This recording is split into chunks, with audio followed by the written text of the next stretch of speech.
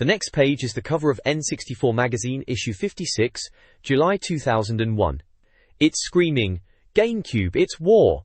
with the promise of a 20-page special report. They're boldly claiming Nintendo's new console will destroy the PS2 and Xbox, which, looking back, is a bit of a reach. The cover highlights First Play, impressions of Luigi's Mansion, Star Fox Adventures, Dinosaur Planet, Super Smash Bros. Melee, Wave Race, Blue Storm, and Star Wars, Rogue Leader. Plus, a little blurb shouts about first UK reviews for the Game Boy Advance. Good times. This page is the welcome page to issue 56 of N64 Magazine, July 2001. The editor, Andrea Ball, says her work is done and she is moving on, leaving the magazine in Mark Green's capable hands. She mentions the 20-page GameCube special, along with first UK GBA reviews inside. Take a say. The page sells the magazine as Britain's biggest and best-selling Nintendo mag. They get exclusive news from their correspondents in Europe, Japan and America. They don't copy rumors from the internet. They write honest reviews, even if it means saying a game is awful. Also, they won't give anything their coveted Star Game Award until they have played it right through to the end. The next issue is out on Friday, July 6th.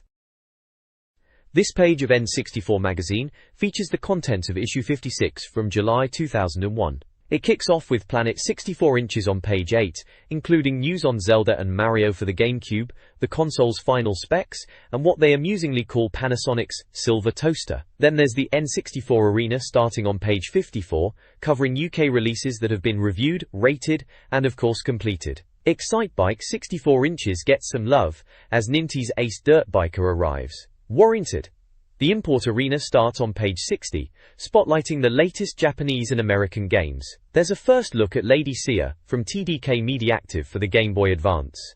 Animal Forest gets a mention as Shigsy's crazy communication game. Finally, Dr. Mario 64 inches is being diagnosed to see if it is a pucker puzzler or just a bad cold. The Regulars section highlights N64 Magazine issue 57 with a promise of utter madness, and N64 inches has Pokemon freaks snapped.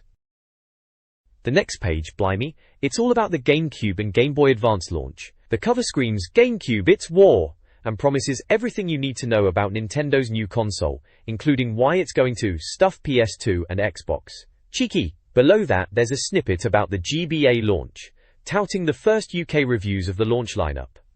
Gorkest. There's also the usual N64 Club 64 stuff, a mailbox section for reader letters, tips extra for best-selling games, a section called I'm the Best, where people can presumably prove their gaming skills, Dr. Kit's Game Clinic, for gaming ailments, and a directory with every game rated. Finally, an advert for subscriptions.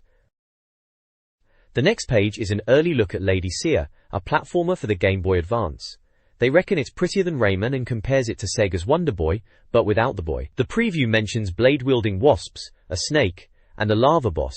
There's also an info burst with details like the game being from TDK Mediactive and a 510 megabit cart size. It also notes that the game is set to release in July in the UK and US, with a TBA for Japan. The anticipation rating is 4 out of 5, so they were excited for it back then.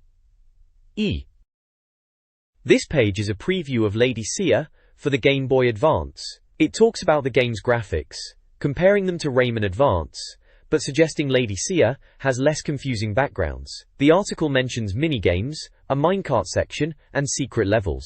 It also touches on the fact that the developers, RFK, asked for extra time to polish the game, so they could bring Game Boy Advance owners a quality platformer. The reviewer is looking forward to giving their verdict on the game.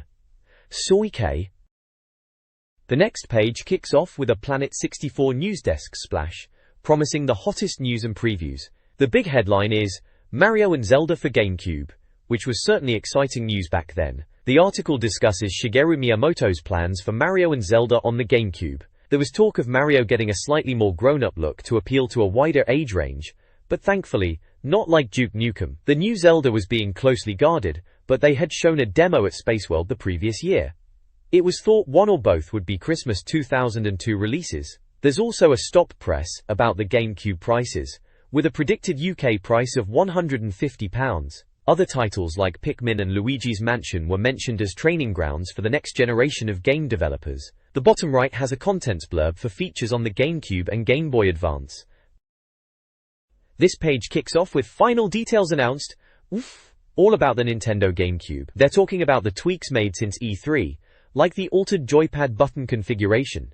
Apparently, American testers with their fat fingers were hitting the B button by accident. There's also mention of a digital click on the analog shoulder buttons and how the GameCube's optical discs are smaller than CDs, leading to quicker loading times. There's a Capcom fan section where Yoshiki Okamoto, head honcho at Capcom in Japan, shares his favorite E3 games like Miyamoto's Pikmin and Luigi's Mansion. They also touch on Tecmo developing a fighting game for the GameCube, which is good news after the drought of quality fighters on the N64. A photo of Kasumi from Dead or Alive makes an appearance, with the hope of a GameCube version in early 2002. Below all that is an N64 Tips helpline advert. You could ring them up for advice on games like Excitebike 64, Banjo-Tooie, Majora's Mask, Conker's Bad Fur Day, Perfect Dark, and a load more. Remember those days? All for £1.50 a minute. This page covers a few bits and bobs from the gaming world at the time. There's news about the GameCube launch dates in the US and Japan, with a slightly worrying 2002 for the UK. They're showing off the new GameCube logo, which looks like a smoother version of the old N64 one. Orange Choir. Then there's a piece on the Matsushita Hybrid GameCube, a machine that plays games, audio CDs and DVDs, looking like a toaster of all things, with an expected cost of around $315. Lastly, there's some info on the Game Boy Advance advertising campaign in the UK, with the tagline, "Console Equality Gaming Anywhere." Apparently, one of the TV ads features someone playing a GBA in a men's urinal. And there's a joke about a chap being so busy playing GBA, he forgot to open his parachute, get it? The next page is a front page from Celadon Times, the Pika paper for Pokémon, dated July 2001. The big news is Pokémon Advance confirmed. It talks about the upcoming Pokémon Johto League Championships game for the GBA. They're also chatting about the Pokémon e-card reader. There's also a mention of a limited edition Pokémon Crystal-themed GBA that the Japanese are getting. And it seems Pokémon's popularity in US cinemas might be dwindling. A sign of the times, I suppose. The next page is an advert to win a pair of tickets for the Royal International Air Tattoo 2001 at RAF Cottesmore. To win, you had to answer where the Wright brothers made history with the first controlled flight, and explain why wing commanders like bushy mustaches. You needed to send it to the magazine offices by the end of June 2001. The next page is the cover of N64 Planet Game Boy issue 31 from July 2001. Mario is featured holding a purple Game Boy Advance, showcasing GBA UK Essential Launch Guide. There's a review of Pokémon Puzzle Challenge for the original Game Boy. Other content includes news, reviews, tips for the Game Boy Color, Pocket, Camera and Printer, Capcom's old-school arcade classics, Wolverine and Spidey in a head-to-head GBC game, BMX trickery from Matt Hoffman, and Professor Oak's tips for gold and silver. It seems they are going to smash a Game Boy Advance to pieces too. A bit extreme if you ask me. Worry. The next page welcomes us to Planet Game Boy, focusing on the Game Boy Advance launch. They're saying all the best developers are getting on board, especially after the E3 showing. They're hyping the lineup, mentioning titles like Choo Choo Rocket, Kuru Kuru Kururin, Mario Kart and Tony Hawk's. Capcom's apparently boosting their Game Boy and GBA support, with arcade classics like Street Fighter Alpha 3. Nintendo themselves are bringing out a Pokémon Puzzler, and Kirby, Tilt and Tumble. It highlights some GBA games. Diddy Kong Pilot, which looks top-notch, Sabrewulf, Wario Land and Banjo-Kazooie, with the article titled, Go, GBA. Then, there's a snippet about Nintendo's promotional advance teams in America to get people playing the GBA game. Finally, the page lists the team behind the magazine, including editor Geraint Evans and contributors Andrea Ball, Mark Green, Paul Edwards, Judd Webb, Alan Madrell, Alvin Wheatman, and Steve Jaleem. The next page is a preview of upcoming games. First up, it's Shrek, Fairy Tale Freakdown on the Game Boy Color. The reviewer seems pretty impressed, describing it as a beat-em-up that borrows from wrestling games like WWF Number Mercy and Street Fighter. You can play as 9 different characters, including Shrek himself, the Big Bad Wolf, and the Gingerbread Man. Then there's Creaky Coin Ops, a collection of old Capcom arcade games for the Game Boy Color. Apparently, these have been out in the States for ages, and we're only just getting them now. The reviewer highlights Ghosts and Goblins, 1942, and Mega Man Extreme as the standouts. Finally, there's Harry Potter on the Game Boy Color, which is described as an RPG, where you guide Harry around Hogwarts, solving puzzles and talking to characters. The reviewer seems cautiously optimistic, hoping it will stay true to the books. This page features previews of upcoming Game Boy Advance titles. First up we have Star Wars Jedi Power Battles, a handheld rendition of the Episode 1 game. Looking alright I suppose, but it does seem like they are churning out those Star Wars games. It fills a diddy screen with laser fire and exploding robots, a bit of alright fun at the time. Cheshire. Next there's Tetris Worlds. Someone's always trying to improve Tetris, aren't they? This time it's Blue Planet, and apparently it's actually a decent game, but I'm pretty content with the original. Still. Then we've got Banjo-Kazooie, Grunty's Revenge, set between the N64 games. Now that's more like it. Rare was a treasure, and I can only hope they do justice to the characters on the GBA, with isometric viewpoint and all the jiggy collecting. Following on from that, there's Spider-Man, Mysterio's Menace with digitized 3D models. It looks like they've polished up the GBC Spidey game, so I would expect that they've made it look crisp and slick, like a proper Spidey game. That's a great character on Game Boy Advance. Following to Nokru. Finally, there's Super Street Fighter 2. Capcom are bringing back the classic, and it's apparently just as good as its older siblings. It is easily better than the SNES version according to the reviewer. Must look superb on the GBA. I am looking forward to this. The next page is a preview of several games coming to the Game Boy Advance. First up is Sean Palmer Pro Snowboarder, which looks like a decent enough snowboarding game, even if the graphics aren't quite up to par with Pro Skater 2 on the PlayStation. The reviewer seems to think it's alright. Warranty. Next is Mario Kart Advance, a game that many were eagerly waiting for. It sounds like the battle mode is particularly good, and it's great that you can play with 4 players using just one game cartridge. Then there's Sonic Advance, which the reviewer is pretty excited about. They reckon it could be a game changer, and they're impressed with how it looks on the GBA screen. It has loops, springs, pipes, bumpers and gut-wrenching corkscrews. No Rules Urban Groove, based on the clothing brand, sounds a bit like Tony Hawk's with skateboarding. Metroid IV, which could be the best one yet. It sticks to the 2D platforming roots, with improved SNES beating visuals. Finally, there's Bomberman Tournament, which focuses on the multiplayer mode. Sounds like a good laugh with some mates. The next page showcases a review of Pokemon Puzzle Challenge for the Game Boy Color. The reviewer seems pretty impressed, giving it a solid 5-star rating and calling it a fantastic puzzler. They even compare it to Tetris, which is high praise indeed. It's interesting to see them reference their previous review of Pokemon Puzzle League on the N64, indicating a connection between the two games, released in 2000. It's noted how the game is simple to learn but offers depth for more advanced players, with different playstyles and modes to keep things interesting. The review mentions the challenge mode, where you travel around, battling trainers to win new Pokemon. There's even a training mode to help players master the basics and combos. Overall, the reviewer seems to think it's a top-notch puzzle game for the Game Boy Color. The next page is a review spread for a few Game Boy Color titles from Activision Seikei. First up is Spider-Man 2, getting a respectable 4 out of 5. The reviewer seems pleasantly surprised, noting that it's better than their previous Blade game and praising the comic book feel. They highlight Spidey's moves and the level design. Pieka. Then there's X-Men, Wolverine's Rage, which doesn't fare quite as well, scoring only 3 out of 5. The reviewer notes the clean, crisp graphics, but ultimately calls it an average 2D platformer. It seems like they weren't overly impressed but not completely disappointed either. Average 2. Finally, we have Matt Hoffman's Pro BMX, which gets another 4 out of 5. The reviewer draws comparisons to Road Champ's BXS Stunt Biking, another Activision title, but appreciates the variety of tricks and the inclusion of a replay mode. Overall, they find it enjoyable, if a bit limited.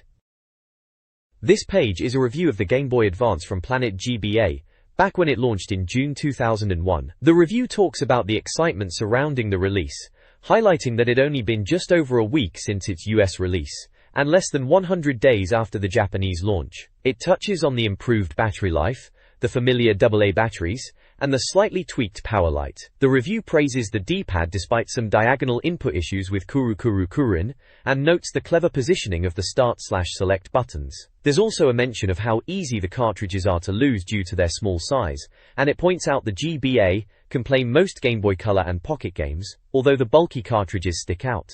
The game F-Zero is shown in the cartridges section. A screenshot of Kurin is used to illustrate the D-pad. The next page features a review of the Game Boy Advance. The reviewer highlights the new L/R buttons, noting potential issues for gamers with larger hands, and also comments on the curious hole for attaching pendants, a popular trend in Japan for customizing handheld devices and phones. The improved A/B button placement is praised for increased comfort. There's also a note on the speaker quality, suggesting that while it's a slight improvement over the Game Boy Color, it might still be a little disappointing, but headphones do improve the audio experience considerably. The widescreen display gets a thumbs up for its detail and color, and the ability to stretch old Game Boy games to fit the screen is also mentioned. A more section talks about peripherals like the battery pack/AC adapter, the mobile GB, a Japan-only accessory for swapping data via cell phone, a card reader for Pokemon cards, and the link cable for multiplayer gaming. Finally, the extension port is discussed, with 2 link-up options, one for standard multiplayer, and another for single cartridge multiplayer with games like Choo Choo Rocket and Super Mario. The next page is a review of Super Mario Advance for the Game Boy Advance. It's presented as your ultimate buying guide, with a scoring system that rates the game 5 stars, calling it a simply fantastic game and an essential purchase. The review itself dives into the fact that this advanced title is actually an amalgamation of the original Mario Bros. And Super Mario Bros. 2, given a 32-bit varnish. The reviewer acknowledges some might be miffed about this, but highlights that for many, it will be a fresh experience. The game allows you to choose between Mario, Luigi, Peach, and Toad, each with their own strengths and weaknesses. Mario is the all-rounder, Luigi is great for leaping, Peach can hover, and Toad is all about speed and chucking turnips like a mushroom possessed. It was a pretty decent remake at the time. The next page features a review of Mario Advance on the Game Boy Advance. It's got a solid 4-star rating. The review highlights how you have to pull vegetation up to defeat enemies instead of just jumping on them, a change from the original Mario games, also mentioning the controls are spot-on, as expected from Nintendo. It talks about the multiplayer aspect, being a highlight. If you've got some mates with GBAs, you can link up and race for coins. They also touch on the fact that the cartridge includes the original Mario Bros. As a bonus. There are screenshots from the game throughout the page, and a little image of Luigi. Overall, it sounds like a decent handheld offering.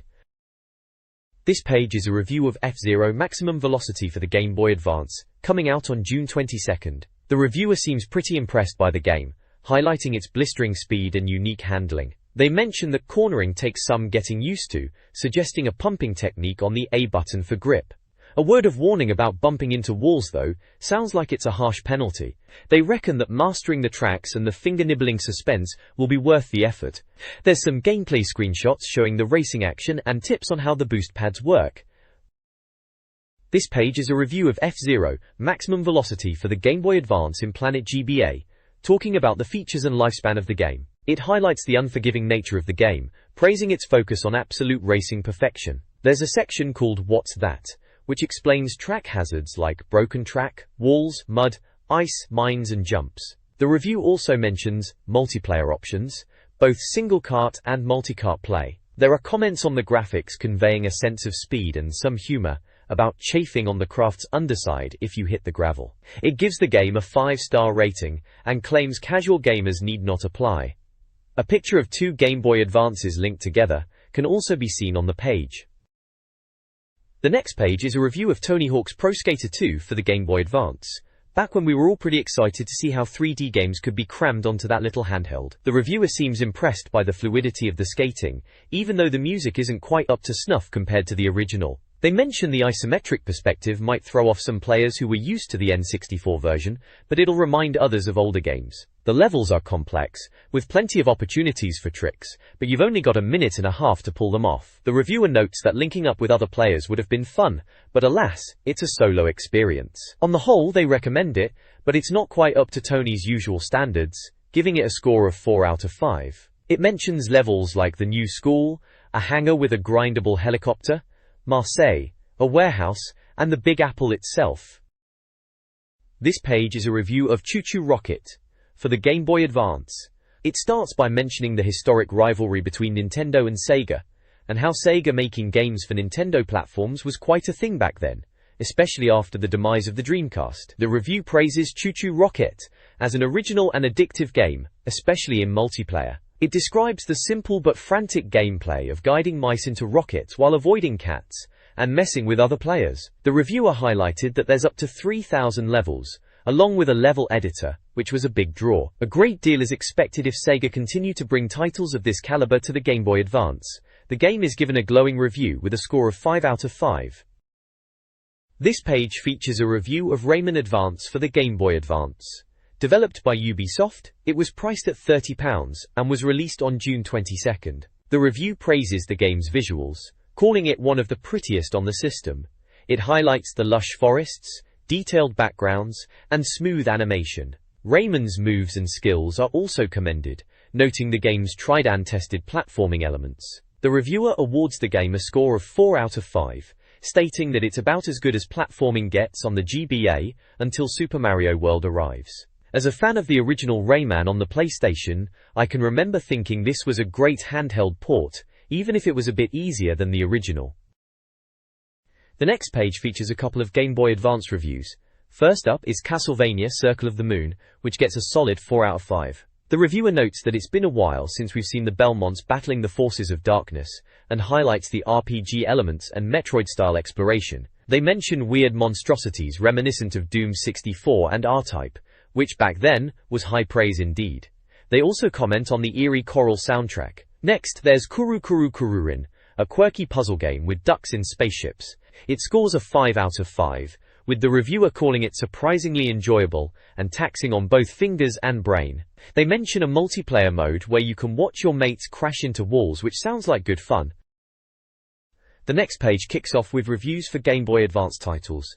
First up is Advance GTA, not to be confused with the Grand Theft Auto we all know. The reviewer notes it's a traditional racer, somewhat akin to the Gran Turismo series. They seem impressed with the graphics and sound for a handheld, awarding it a solid 5 out of 5.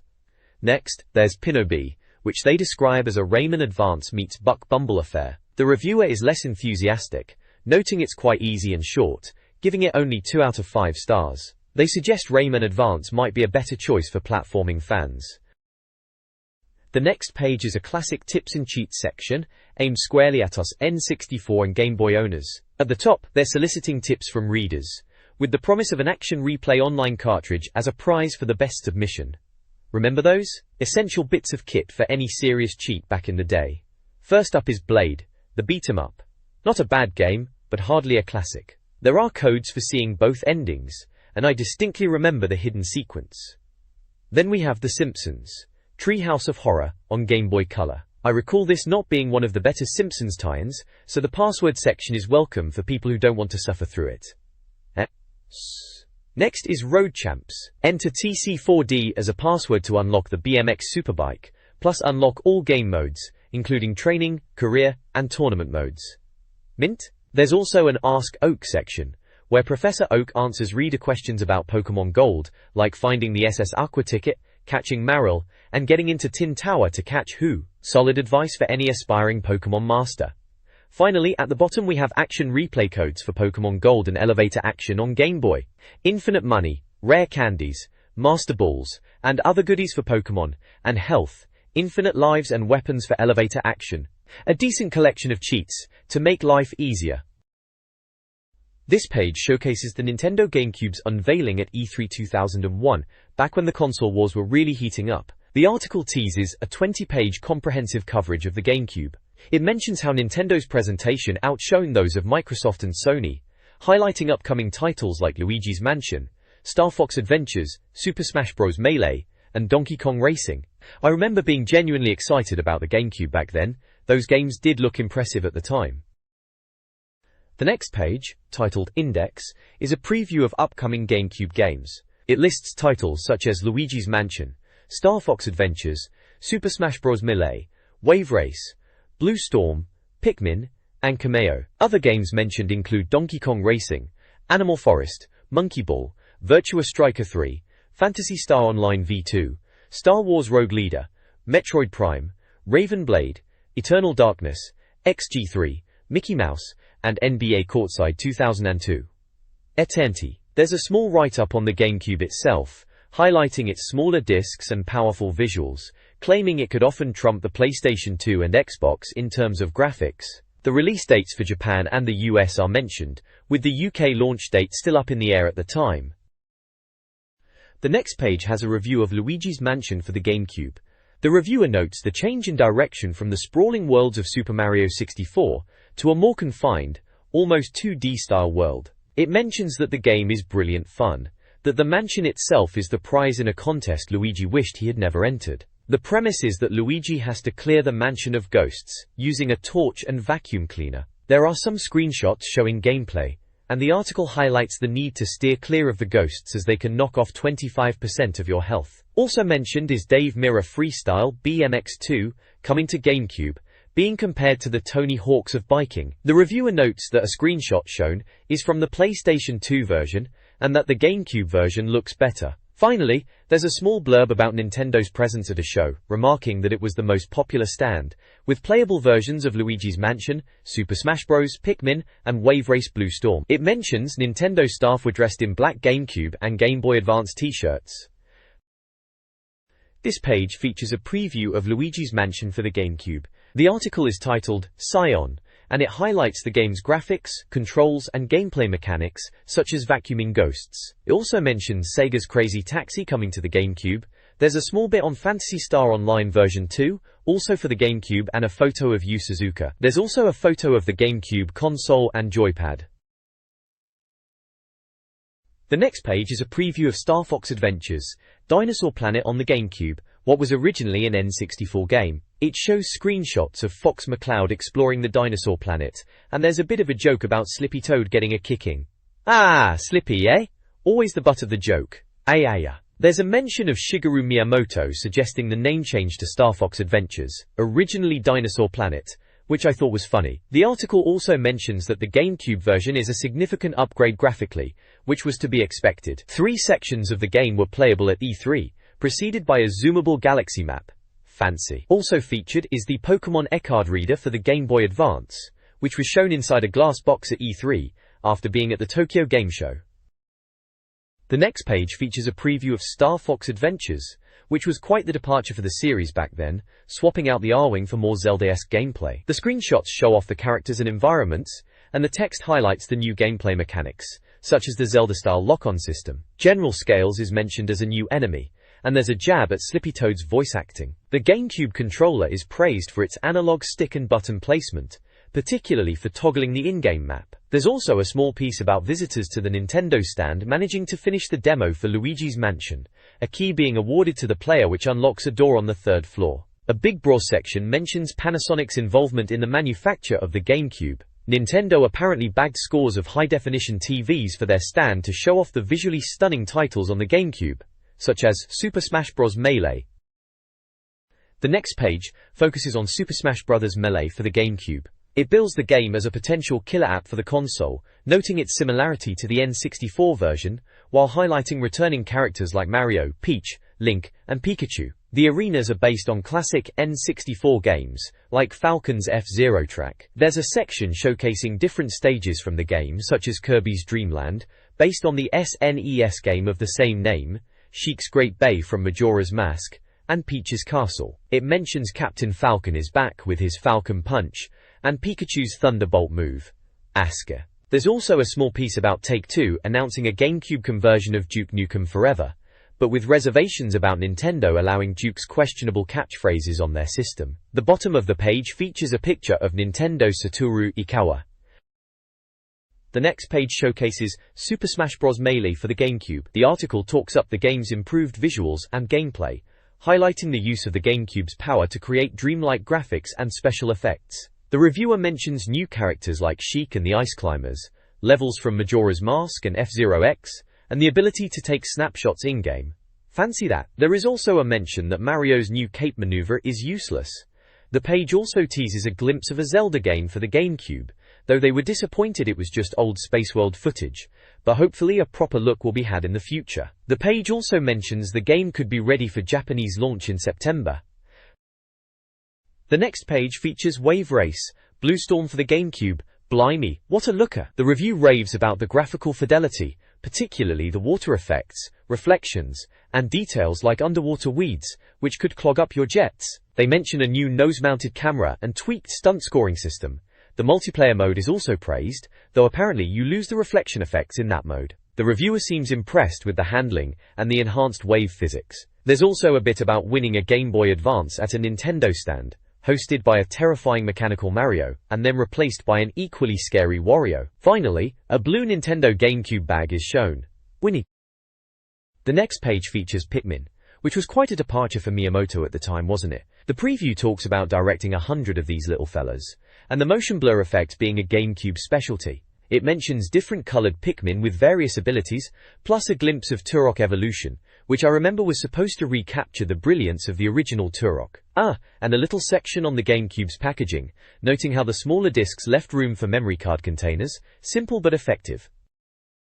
The next page features Cameo, elements of power for the GameCube. Rare, after being told to replace the cast of Dinosaur Planet with Fox McCloud, were having another go at creating all new characters, so here we have Cameo, a fairy princess with morphing powers, tasked with saving 6 elemental ancestors from the Dark Troll King, Thorn. Pokémon style, she can capture and train up to 60 baby monsters. The reviewer was impressed with the visuals and lush environments, and the ability to morph into monsters and use their strengths during battle. They thought the idea of being inside the monster, seeing through their eyes, was neat. The reviewer also mentions the game bearing a striking resemblance to Jet Force Gemini. Also on the page is a small piece about the Game Boy Advance, and how it was taking up a good third of Nintendo's floor space at E3, with Mario Kart Advance attracting the biggest queues. A photo shows a Game Boy Advance leaflet, which you could apparently win by hopping over to page 51. The next page features a few previews, kicking off with Animal Forest for the GameCube, what we now know as Animal Crossing. It mentions it's a tweaked version of the Japanese N64 game ready for a US release, and that it's similar to Harvest Moon. Screenshots show the quirky characters and the sort of homely environments you'd be furnishing. Turu. Next up is Donkey Kong Racing, a rare title also for the GameCube. This wasn't just a Diddy Kong Racing rehash, and the screenshots showed promise with characters riding on various animals. It also touches on training your animals, and feeding them during races.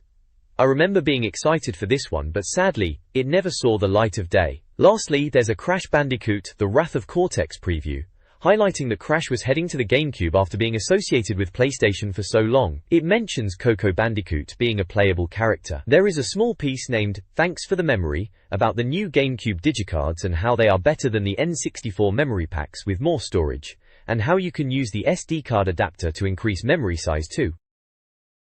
The next page features previews of upcoming games for the GameCube. First up is Virtua Striker, a football game from Sega, noted for its arcade-style gameplay and accessible controls. The reviewer mentions tweaked graphics and smooth animation, making it a potential hit for casual footy fans.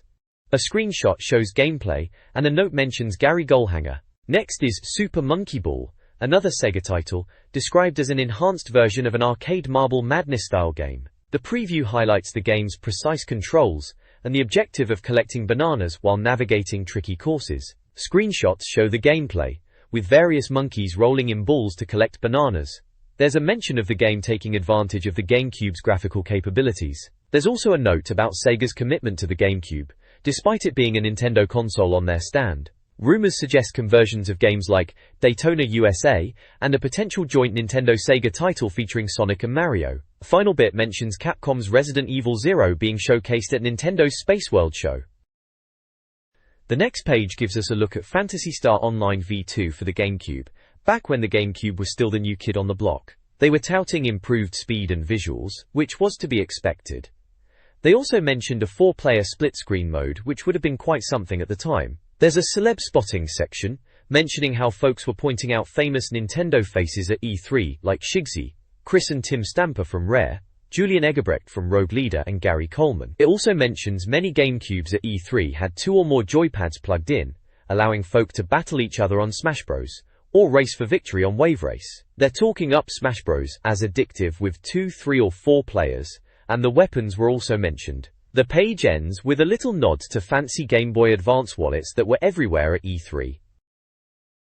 The next page showcases Star Wars Rogue Leader for the GameCube, a game that certainly had my attention back in the day. The visuals were genuinely impressive, especially when compared to the PlayStation 2 or Xbox. The reviewer highlights the detail on the Star Destroyer, and the ability to look around the cockpit using the C-stick.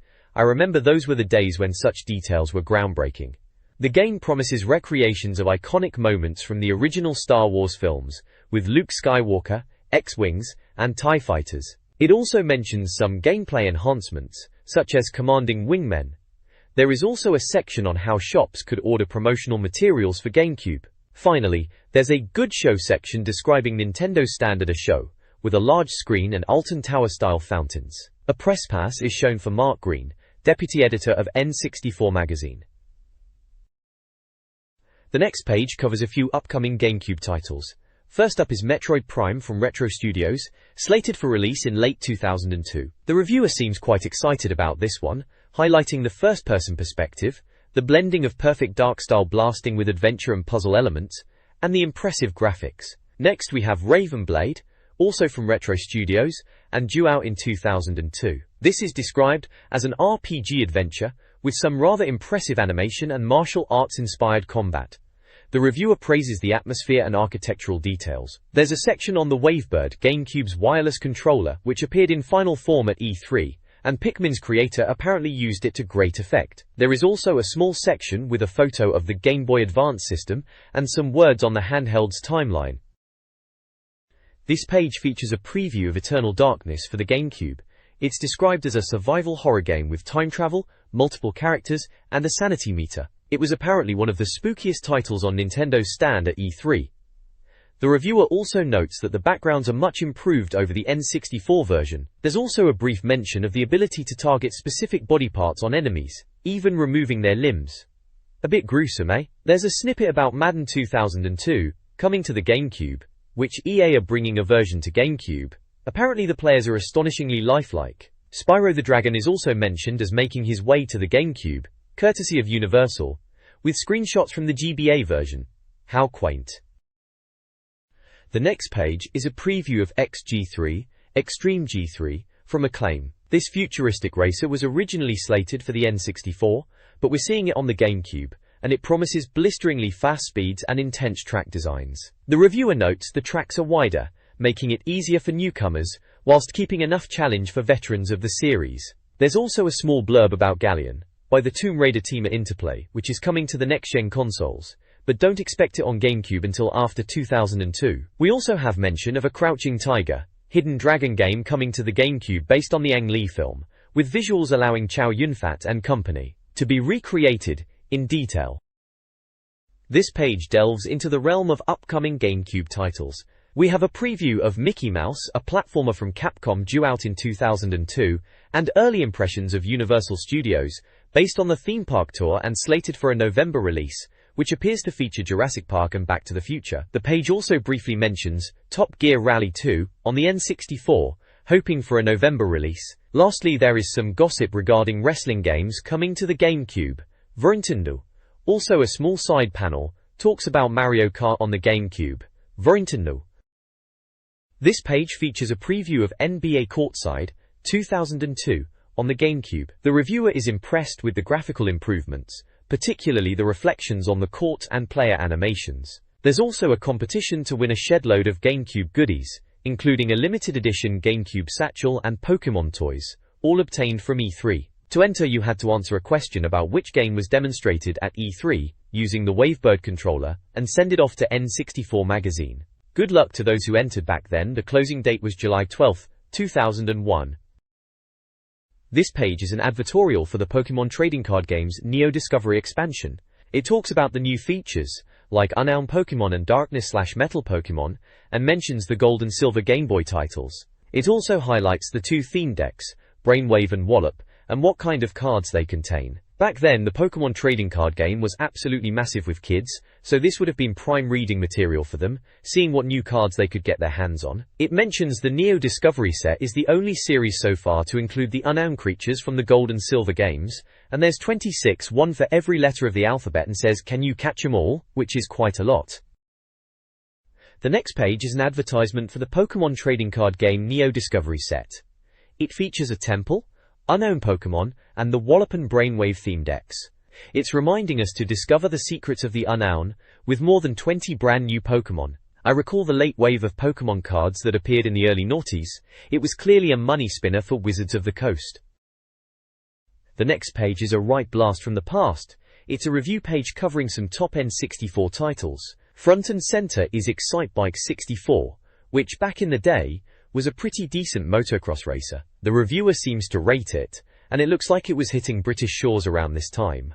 There's also a mention of Animal Forest, which we now know as Animal Crossing. Remember thinking, what's this communication game all about?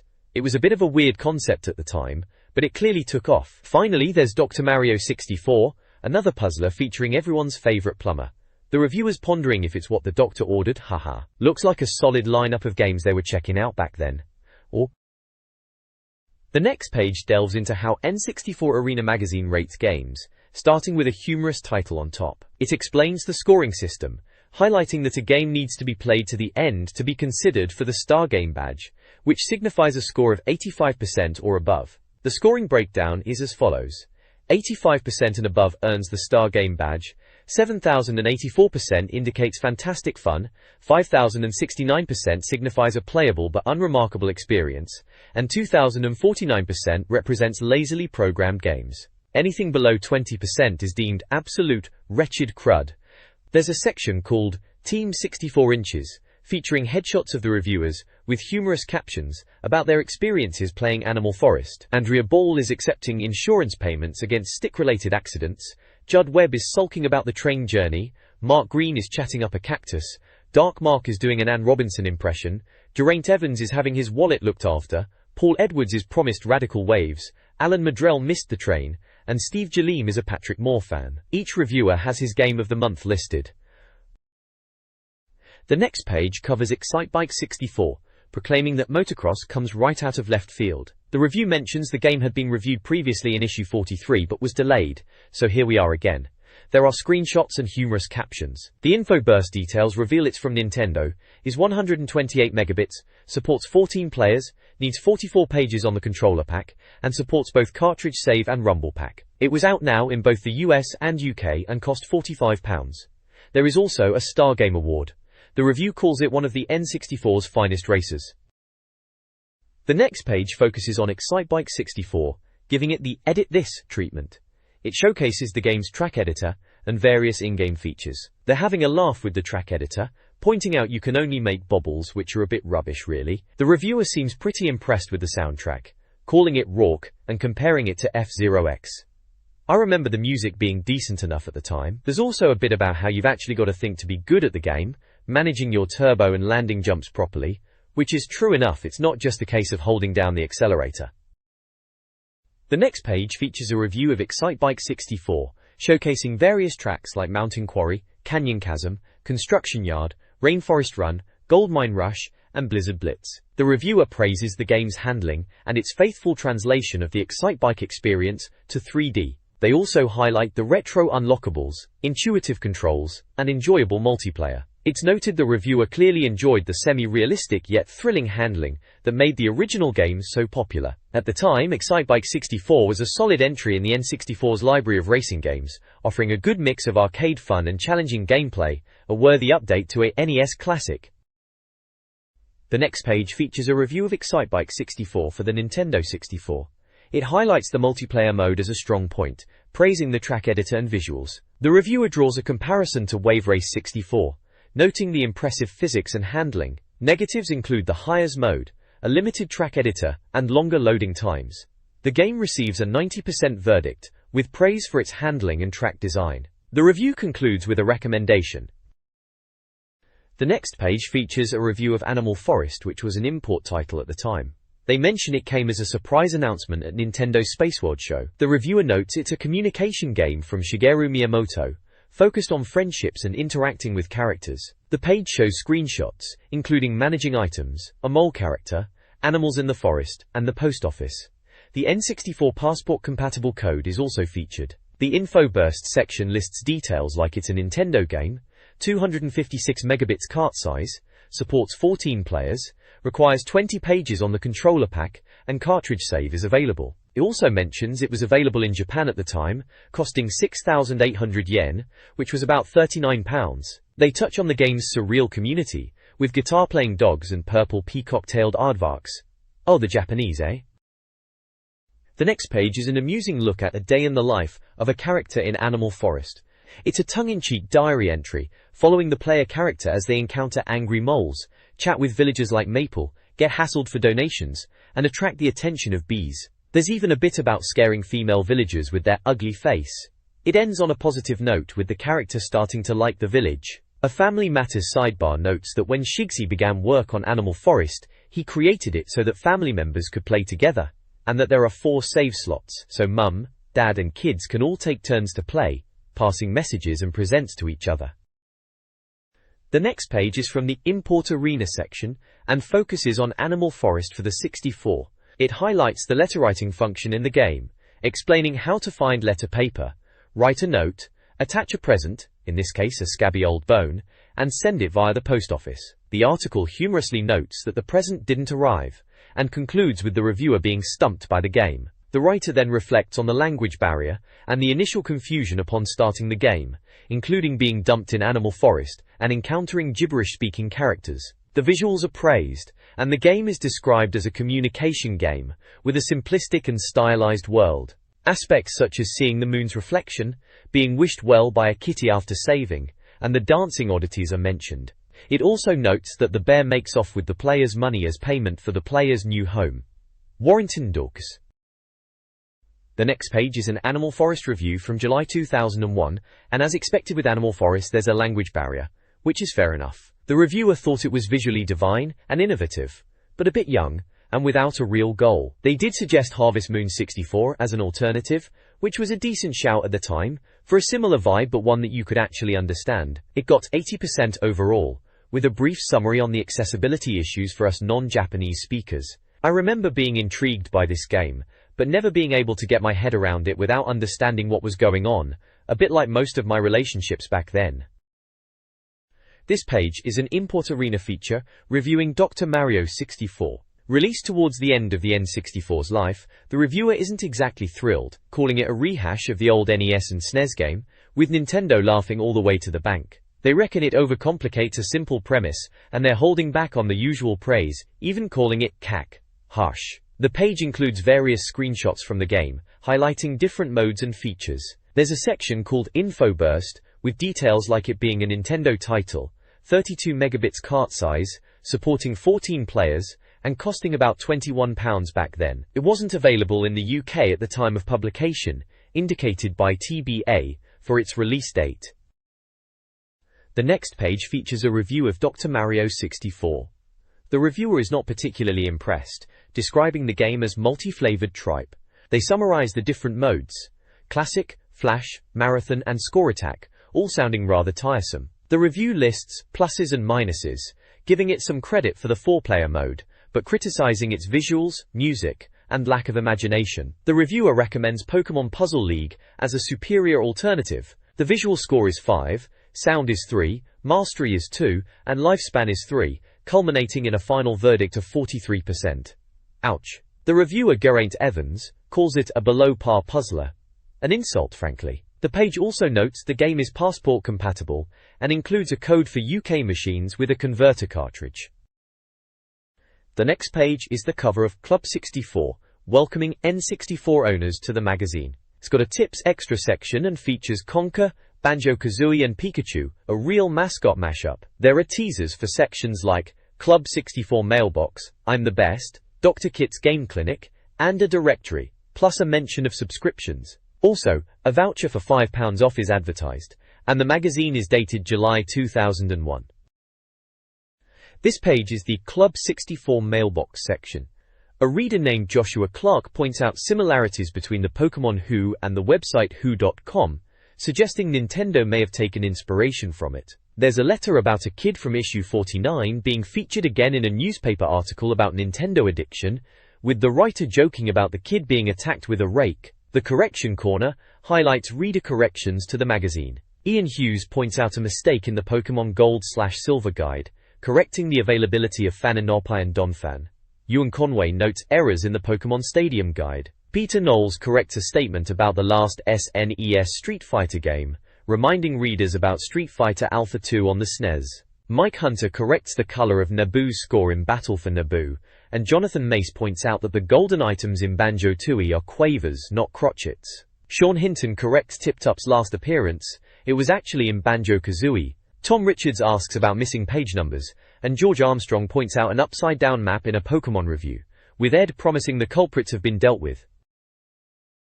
The next page is the mailbox section, which is a letters page where readers share their thoughts and questions. One reader found a copy of Pokémon Puzzle Challenge for the Game Boy Color in Mallorca, questioning why it hadn't been mentioned in the magazine. Another reader recounts a funny incident where Conker, from Conker's Bad Fur Day, appeared to be playing Killer Instinct on the Game Boy within the game itself. There's a section where readers discuss the possibility of trading Pokémon over the phone using the Game Boy Color and Game Boy Advance, while another reader sends in Tazos, Flippos, themed around Pokémon that they have found in Holland. A reader expresses their disbelief at the magazine's April Fool's gag about Animal Forest for the N64. Finally, the Surf's Up section highlights two N64-related websites, including Nick's N64 site, which lists every PAL game released, and Perfect Dark Elite, a site for Perfect Dark players to test their skills.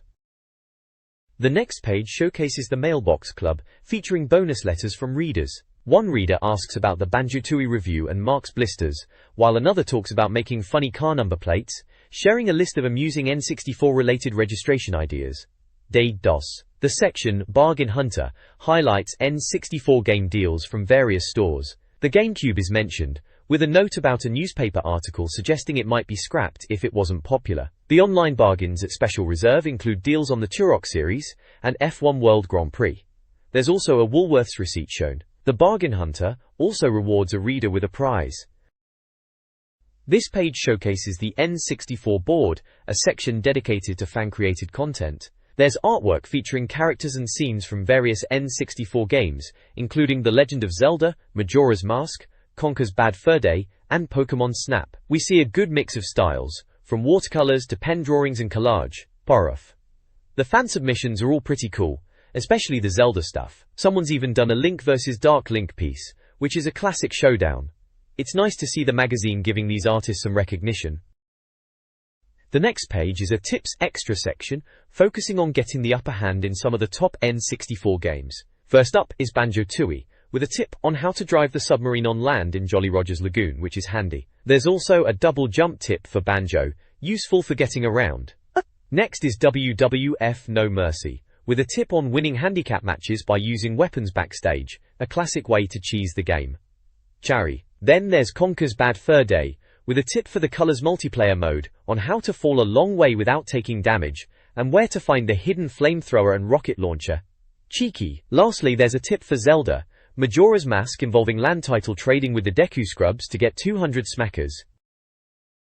This page is a collection of tips and cheat codes for various N64 games. For The World Is Not Enough, there's a tip on how to avoid the poisonous gas in the Fallen Angel level by shooting out the cameras. Then we have Star Wars, Battle for Naboo with cheat codes for advanced bombs, homing torpedoes, advanced missiles and all levels. Next up is LEGO Racers, with codes to unlock chassis, drivers, grapple power-ups, mine power-ups, maintain speed off track, and disable all cheats. Detail. Perfect Dark features a sneaky sniper rifle tip on the villa level, advising to take out the first two guards and the sniper near the helipad to get an early rifle, which is a good trick to know. Jamie. Pokémon Stadium has a section on how to unlock extra Pokémon by completing one of the gym leader castles, or beating your rival. The Pokémon you receive includes Eevee, Hitmonlee, Hitmonchan, Squirtle, Charmander, Bulbasaur, Omaniti and Kabuto. Pokémon Snap offers a tip on how to photograph a trio of Zubats on the tunnel level. Finally, there's a section called Tip for the Top, with cheat codes for Excitebike 64. To access the cheat code menu, Night Mode, Transparent Rider, Strange Colors and Downhill Mode. There is a game voucher for £5 off any game over £30. The next page is a Reader's Top 15 Tip section from Club 64 Tips Extra. It's got player-submitted hints and cheats for various N64 games. The cheat of the month is for Perfect Dark, advising players in Hold the Briefcase mode to find a spot where the enemy AI won't follow, allowing for an easy win. Other tips include getting platinum medals in Star Wars, Battle for Naboo, an easy win in WWF No Mercy by taping down the A and B buttons, and an extra track in Mickey Speedway. There are also tips for Roarington Ulsa Hazino, Zelda, Majora's Mask, Jet Force Gemini, Mystical Ninja starring Goemon, TWINE, Michael Owen's World League Soccer 2000, GoldenEye 007, Turok 3, Shadow of Oblivion, J-Day. The page also has a form to submit your own tips to the magazine. This was back when getting a mention in a magazine was a big deal. It features an image of the Action Replay cartridge. This page is all about bragging rights and proving you're the best N64 gamer. It's got a section dedicated to star performance in Mario 64, with John Glenday from Glasgow hitting a seriously impressive 2090 stars, just edging out Dawn Ford. Then there's the new high score segment, where Jan-Erik Spangberg from Sweden nailed a great time in a Majora's Mask Beaver race. The page features sections listing best times for The World Is Not Enough in Agent Mode, and Perfect Dark in Perfect Agent Mode. There's Courier, Underground, King's Ransom, Cold Reception, Thames Chase, Datadyne Invest, Kerenjichi, Chicago Stealth, Carrington Villa, Area 51 Rescue, Pelagic 2, Skedar Ruins. It also lists best times for Mickey's Speedway, USA, across various tracks like Indianapolis, San Francisco, New Mexico, Los Angeles, Alaska, Malibu, Oregon, and Colorado. Finally, there's a challenge to beat a time in Excitebike 64, with a Mirage joypad up for grabs. The next page is Dr. Kit's Game Clinic, a recurring feature where readers write in with their gaming queries. Dr. Kit's offers solutions to problems in The Legend of Zelda, Majora's Mask, Conker's Bad Fur Day, and Perfect Dark. Someone is having trouble beating Majora's Incarnation, another needs help finding the final heart pieces, and another is struggling with the Nightwatch mission in The World Is Not Enough. There's also a bit of a pickle in Conker's Bad Fur Day with activating a switch in the Rock Solid Club, and help is requested on completing the third objective in the Skedar ship on Perfect Dark. You know that bit where you need to cause mayhem on the engine by targeting the gold bits? Raha. The next page is a promotional splash for the upcoming review of Kirby 64, The Crystal Shards. It features screenshots from the game and teases a full review of the Pink Blob's N64 outing. Back in the day, Kirby on a 3D console was a pretty big deal, even if it did look a bit simple compared to other N64 titles. The next page is the cover of N64 Magazine issue 57 from July 2001. This issue is all about Indiana Jones and features a guide to help solve the tricky bits in the game. There's also the latest GameCube news, with mentions of Luigi's Mansion, Rogue Leader, and Wave Race, Blue Storm. They've reviewed Mario Party 3, Polaris Snowcross, and Power Pro Baseball 2001, plus a whole lot more. There's a promise of tons of great new tips and cheats, alongside the best special investigations, and that you'll only get reviews you can trust. The Double Game Guide is back, packed with essential tips for two top N64 titles. Next month we'll see Zelda, Oracle of Ages and Ghosts, and Goblins reviewed for the Game Boy, and GB Advance will cover Lady Sia and Army Men. Finally, there's a form to reserve a copy of this very issue.